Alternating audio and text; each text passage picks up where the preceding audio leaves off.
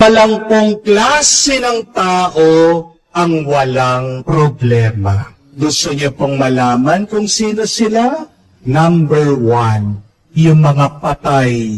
Kung gusto mong mawala ang problema mo, anong kailangan mong gawin? Mamatay ka na.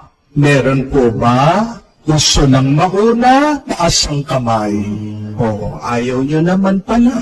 Pangalawa, mga taong in denial.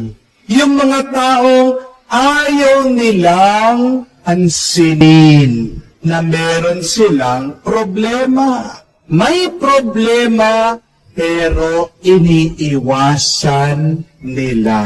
Amen? Pangatlo, mga sinungaling, liars. May problema sila, pero ayaw nilang sabihin. Amen? Tinatago nila. Pero mag-ingat po kayo, dahil pag tinatago mo, lilitaw at lilitaw yan. Amen?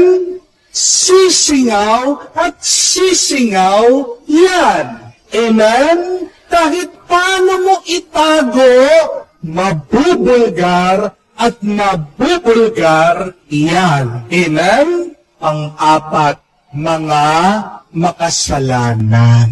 Sabi po nila, pag sinasabi mong wala kang problema, ikaw ang problema. Amen? Suriin niyo po. Baka sinasabi mong wala kang sakit ng ulo, kasi ikaw ang sakit ng ulo ng iba. Amen? Panglima, mga siraulo. Nakakita na po ba kayo nang nawala ng bait? Di ba palaging tumatawa? Hindi po malakas tumawa, laging tumatawa. Tignan niyo yung mga katabi niyo. Ano yan? Patay, in denial, nagsisinungaling, makasalanan, o baka sira ang ulo.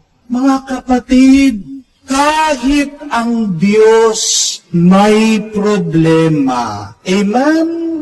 Huwag kang mahiya na aminin mo na may problema ka. Narinig niyo po ba sa hardin ng Getsemani? Nakaluhod, nananalangin ng ating Panginoon. Sinabi niya, Panginoon, alisin niyo naman ang kopa ng sakit na paghihirap ng pagdurusa sa akin. Jesus admitted that he has a problem to his Father. Jesus was not ashamed of saying his problem to God. At yun din po ang paalaala sa atin. Huwag kang mahiya na aminin mo, sabihin mo ang problema mo sa Diyos.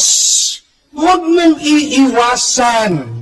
Huwag mong itatago. Huwag mong tatakasan. Mga kapatid, hindi nakakahiya na aminin natin na meron tayong pinagdadaanang sakit, problema, at pagdurusa. Pag inaamin niyo po ang pinagdadaanan niyong pagsubok, yan ang unang hakbang para maging magaan ng iyong buhay. Amen? Bakit lalong bumibigat, humihirap ang pinagdadaanan mo? Kasi sinasarili mo. Amen? Kung gusto mong maging magaan ang pagdala ng iyong problema, magpatulong ka sa Diyos. Paano? Buksan mo ang iyong isip at puso sa Diyos, kamukha ng ating Panginoong Jesucristo.